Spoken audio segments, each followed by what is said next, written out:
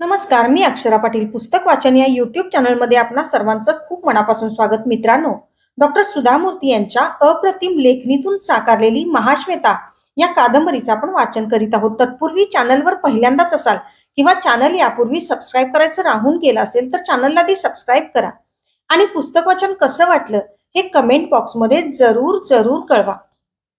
भाग 10. वसंतचे औषधोपचार चालले होते. त्याचबरोबर अनुपमा बरोबरची ओळखही वाढत होती. सत्यानं हे हेरलं होतं. तो अधूनमधून विचारायचा, काय वसंत, काय म्हणतोय तुझा विशेष पेशंट? कुठला पेशंट? माझे कितीतरी पेशंट्स आहेत. सगळे माझ्या दृष्टीनं विशेषच आहेत. अरे, तो पेशंट, तुला कन्नड पुस्तकाचा लाभ ज्या पेशंटनं करून दिला तो पेशंट. वसंत गंभीरपणे म्हणाला, सत्या, तू माझी थट्टा केलीस तर हरकत नाही, पण कृपा करून त्यांच्या पुढे असलं काही बोलू नकोस. बहुतेक त्यांना झालेल्या कोडामुळे त्या व्यथित दिसतात. एखाद्याला विशिष्ट गोष्टीमुळे दुःख वेदना होत असतील तर तो विषय काढू नये. पण सॉरी, तुला दुखावण्यासाठी मी बोललो नाही. मीही तुझा तो पेशंट पाहिलाय. काय सौंदर्य आहे. उगाच कुणी कुणी मिस मुंबई, मिस वर्ल्ड वगैरे होत असतं, पण या सौंदर्यापुढं त्यांचं काहीच नाही. पण त्या पांढऱ्या डागामुळं उत्तम केशरी दुधात लिंबू पिळल्यासारखं झालं आहे.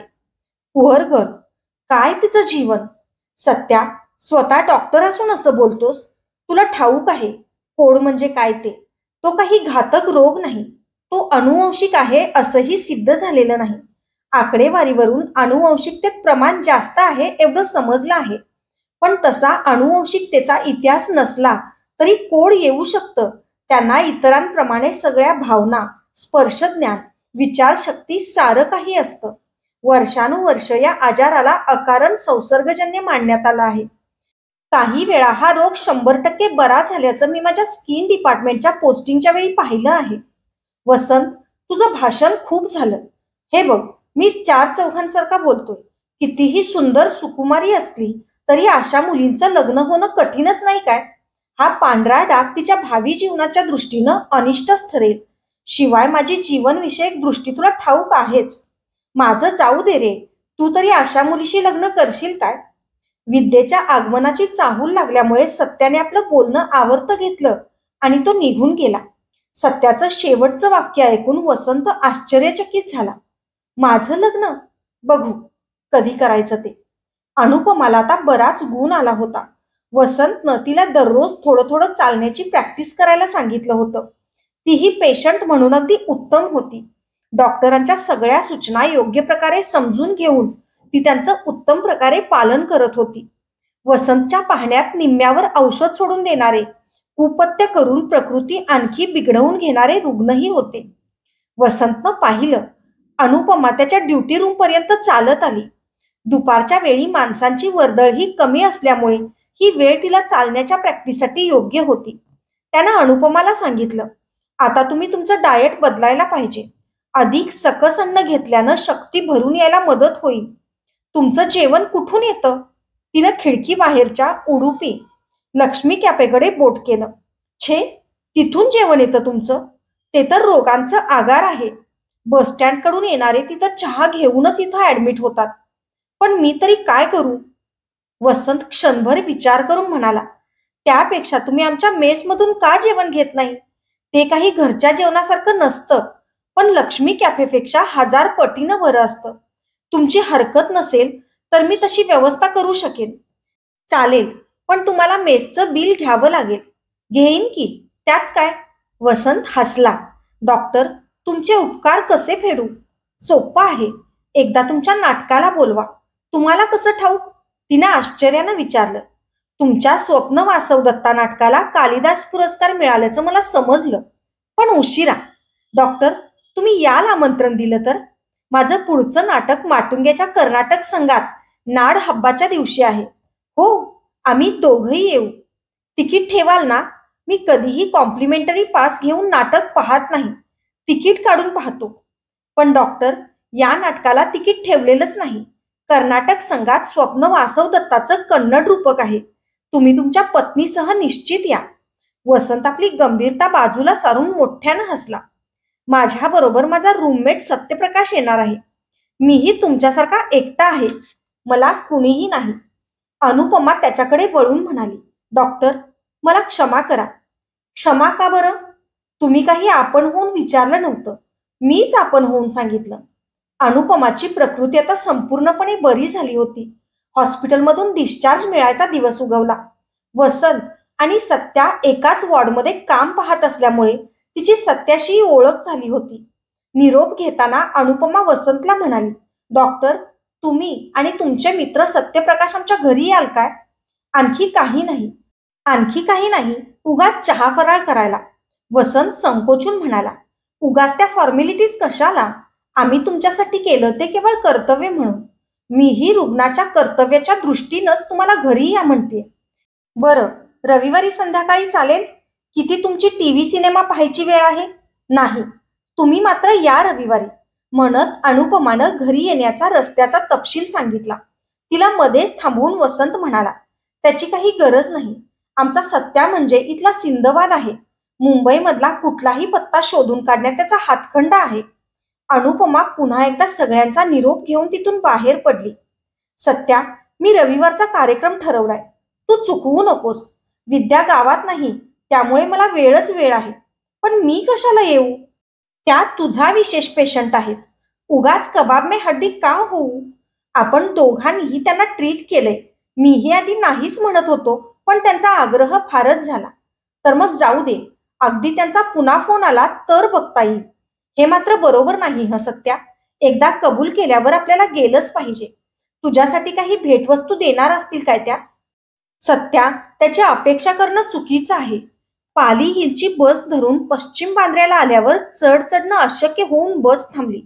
सत्या आणि वसंत बसमधून उतरून निघाले. उंच अपार्टमेंट्स, मोजकेच सुंदर बंगले, काही ठिकाणी दाट झुडपं. मुंबईच्या दृष्टीनं तो रम्य भूभाग होता. सत्या म्हणाला, मी प्रॅक्टिस सुरू केल्यावर भरपूर पैसा मिळवेल आणि याच एरियात एक घर विकत घेईन. त्याच दृष्टीनं यानंतर मी राबणार. तुला ठाऊकच आहे सत्या, तुझ्या दृष्टीनं त्यात काहीच नवं नाही. आप्पांचा मृत्यू आठवला की आजही वाटतं, खेड्यात एखादा डॉक्टर असता तरी माझे आप्पा वाचले असते. मी तर आमच्या खेड्यात जाणार हे नक्की. भरपूर पैसा मिळवावा, नाव मिळवावं अशी मला कधीच आशा नव्हती. आजही नाही. आप्पांसारख्या मरणाच्या दाराशी असणाऱ्यांना वाचवू शकलो तर मला अधिक आनंद वाटेल. पण वसंत, त्यासाठी भांडवल नको काय? तुला कोण मदत करणार? फार भांडवल कशाला हवं? राहायला घर आहे, तिथंच हॉस्पिटल करता येईल. थोडीफार जमीन आहे, तिचं उत्पन्न येतं. त्यात पोटा पाण्याचा प्रश्न मिटेल. एवढ्या दिवसात पैसे साठवले आहेत, त्यात आणखी थोडी भर पडली की हॉस्पिटलही बऱ्यापैकी सुसज्ज करू शकेल. रोजच्या सरळ जीवनात पैशाची फार गरज कुठं असते? पण औषध, नर्सेस, बाकी मेंटेनन्स, आता लगेच सगळं जमणार नाही कदाचित. औषधाचे पैसे घेता येतील, पण तुला खेडवळ लोकांची चापलुसी अजून ठाऊक नाही. सगळी माणसं दारिद्र्यासारखीच दिसतात. पण मी तर तिथंच जन्मून तिथंच वाढलोय ना. मला आमच्या गावातल्या माणसांची खडानखडा माहिती आहे. कुणाकडून किती पैसे घ्यायचे याचा मला अंदाज आहे. त्या पैशाचा मला उपयोग होईल. वसंत, हे सारे हवेतले इमले आहेत तुझे. कशासाठी तू या बेरंगी धाडशी जीवनामध्ये स्वतःला लोटू पाहतोस? तुला यामुळे काही राज्य पुरस्कार मिळेल या भ्रमात तर तू नाहीस ना. सरकारला तुझ्या त्यागाचा पत्ताही लागणार नाही. कशाला पानाआडच्या फळासारखं जगू पाहतोस? मला पुरस्काराची मुळीच हाव नाही. मला अशा जीवनाची आवड आहे म्हणून असं जगायचं म्हणतोय, एवढंच. ते जाऊ दे. तू लग्नाच्या दृष्टीनं काय विचार केलास? जीवन काही फक्त तुझ्या एकट्याच्या मूल्यावर आधारलेलं नसणार. त्यावर तुझ्या बायकोचाही तेवढाच अधिकार असणार. तिला तुझं असलं जीवन मान्य नसेल तर? म्हणूनच म्हणूनच मी अजूनही लग्नाचा विचार करत नाही. धन आणि कीर्तीचा मोह नसलेली आणि मृदू अंतःकरण असलेली एखादी तरुणी भेटली तर जात-पात, धर्म, भाषा काहीही न पाहता मी तिच्याशी लग्न करेन. एवढ्यात अनुपमाचं घर दिसलं. छोटंसं, गोव्याच्या ख्रिश्चन घरासारखं जुनं घर होतं. भोवताली बाग, नारळीची झाडं, बागेत पेरू, डाळिंब, चिक्कूची झाडं. बागेच्या एका कोपऱ्यात छोटासा क्रॉस. घराचं नाव मेरी विला. गेटपाशी दोघंही घुटमळत असताना अनुपमा बाहेर आली आणि आदरानं स्वागत करत त्यांना आत घेऊन गेली. साधं सुरेख घर, पण भिंतींवर घड्याळा व्यतिरिक्त आणखी काहीही नव्हतं. प्रत्येक कोपऱ्यात फ्लॉवर पॉट, त्यात पांढरी शुभ्र फुलं. घरातच स्वतंत्र लायब्ररी. अनुपमा खाणं आणण्यासाठी आत गेली. वसंत कुतूहलानं तिथल्या लायब्ररीतली पुस्तकं पाहू लागला. अश्वघोषाचं बुद्धचरित्र, सारीपुत्र प्रकरण, कन्नडमधली नाटकं, कालिदासाची काव्य, उत्तर रामचरित्र, कन्नडमधील काव्यसंग्रह, इतरही अनेक पुस्तकं. ही उत्तम वाचक असली पाहिजे, वसंतच्या मनात येऊन गेलं. सत्या तिला म्हणाला, अरे वा, मुंबईमध्ये उत्तम घर मिळालंय तुम्हाला. एवढं आणि अशा प्रकारचं घर म्हणजे केवढं झालं. हे काही स्वतःच्या मालकीचं घर नाही, माझ्या मैत्रिणीचं घर आहे हे. डॉलीचं लग्न झालं, ऑस्ट्रेलियाला गेलीये ती. कदाचित तिथंच स्थायिक होईल किंवा कसं ते ठाऊक नाही. पण हे घर विकायची तिची इच्छा नाही. तिच्या आई अधूनमधून इथं येत असतात. निम्म घर त्यांनी स्वतःकडे ठेवलं आहे. किती वर्षासाठी? प्रेम आणि विश्वास असेपर्यंत. त्या हे घर आपल्या कुणा नातेवाईकालाही देऊ शकल्या असत्या किंवा एखाद्या कंपनीकडून त्यांना जास्त भाडंही मिळालं असतं. डॉलीनं मात्र कुठलाही करार न करता, कुठलीही अट न घालता मी मुंबईत असेपर्यंत मला हे घर दिलंय. तुम्ही घर सोडलं नाही तर? मी कशाला तिचं घर कायमचं ठेवून घेऊ? जे स्वतःचं नाही त्याची अपेक्षा करणं म्हणजे भिकाऱ्यापेक्षाही क्षुद्रपणाचं आहे. हे विश्वासावर आधारलेलं आहे. विश्वासघात म्हणजे विष पाजण्यापेक्षाही मोठं पाप आहे. विष तुम्हाला एकदाच ठार करतं. जीवनभर दुसऱ्याला हिंसा देत राहणं हे भयंकर पाप. वसंतनं पुस्तकांवरची नजर काढत म्हटलं, तुमच्याकडे अश्वघोषाचं पुस्तक पाहून मला आश्चर्य वाटलं. फार मोजक्या लोकांकडे हे असतं. डॉक्टर, अश्वघोष संस्कृत मधला पहिला नाटककार असं मानलं जातं. कदाचित त्याआधीही नाटककार असतील, पण त्यांची कुणाचीच कलाकृती आजवर मिळाली नाही. इसवी सनाचं पहिलं शतक हा कदाचित अश्वघोषाचा काळ आहे. सत्या, तुला कदाचित या विषयांचा कंटाळा आला असेल, वसंत म्हणाला. नाही, ऐकायला छान वाटतं, वाचणं मात्र जमत नाही. डॉक्टर माणसांच्या दृष्टीनं आईचं प्रेम किती महत्वाचं असतं पहा. आपल्या नाटकाच्या अखेरीस अश्वघोषानं आर्य सुवर्णाक्षी पुत्र साकेत निवासी अश्वघोष असा उल्लेख केला आहे. कुठं मिळाली तुम्हाला अश्वघोषाची नाटकं? तुम्हाला आश्चर्य वाटेल, आपल्या देशाबाहेर तिबेटमध्ये त्यांची नाटकं प्रसिद्ध झाली होती म्हणे. ही नाटकं तिथंच मिळाली. जर्मन विद्वानांनी त्यांचं परिष्करण केलं. अनुपमा हसत म्हणाली, डॉक्टर, हेच माझं कामही आहे आणि हॉबीही. पण तुम्ही नाटकांमध्ये, त्यातही संस्कृत नाटकांमध्ये रस दाखवताय, हे आश्चर्य आहे. मला वाटलं होतं डॉक्टर म्हणजे रोगी, उपचार आणि औषधं यातच सतत बुडालेला असतो. उदाहरणार्थ मी, लगेच सत्या म्हणाला. वसंत सांगू लागला, माझे वडील संस्कृत पंडित होते. गावातल्या मारुतीच्या देवळाचे ते पुजारी होते. खेड्यात वेळ कसा घालवायचा, इकडची तिकडची संस्कृत पुस्तकं आणून मला त्याची कॉपी करायला लावत. माझी आई तर सुरुवातीपासून म्हणायची, मुलाला वंश परंपरेनुसार 2 गोष्टी आल्या आहेत, संस्कृत आणि मारुतीच्या देवळातली पूजा. असा माझ्या वडिलांच्या बरोबरीनं संस्कृतचा परिचय झाला. तुमच्यासारखा मी काही कॉलेजमध्ये व्याकरणानुसार शिकलो नाही, पण अजूनही संस्कृत विषयीची ओढ टिकून आहे. आई वडील दोघंही गेले, पण त्यांनी जे वेड लावलं ते अजूनही तसंच आहे. वसंत आणि सत्या निघायची वेळ झाली. अनुपमा गेटपर्यंत त्यांना पोहोचवायला गेली. गेटपाशी थांबून तिनं सांगितलं, डॉक्टर, तुम्हाला माझ्याकडून होण्यासारखी काहीही मदत असेल, संस्कृतच्या संदर्भात असो वा आणखी कुठल्या, जरूर सांगा. मी निश्चित मदत करेन. तुम्हाला कधी कंटाळा आला तर फोन करा आणि दोघंही खुशाल जेवायला या. किती केलं तरी आपण एका प्रांतातले, एक भाषा बोलणारे. हॉस्पिटलच्या पायऱ्या चढत असताना सीमानं हात हलवून वसंतला खुणावलं. वसंतला क्षणभर वाटलं, आपण स्वप्नात तर नाही ना. अमेरिकेत राहणारी सीमा अशी अचानक इथं कशी आली? हॅलो सीमा, कशी आहेस? तू कसा आहेस वसंत? मी कशी आहे तूच सांग बघू. स्वभावानं मोकळी आणि बडबडी सीमा आता गोरीही दिसत होती. अमेरिकेचा प्रभाव म्हणून मुळातच आधुनिक असलेली सीमा आणखी आधुनिक दिसत होती.